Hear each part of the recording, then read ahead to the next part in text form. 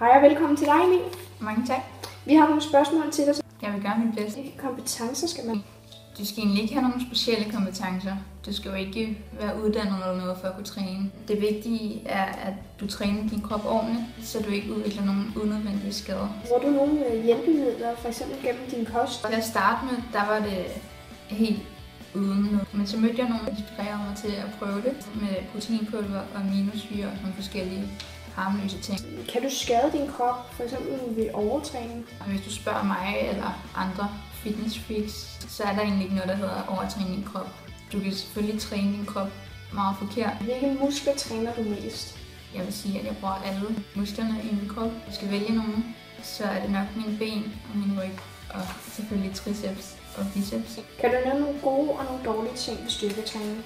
Der er rigtig mange gode ting.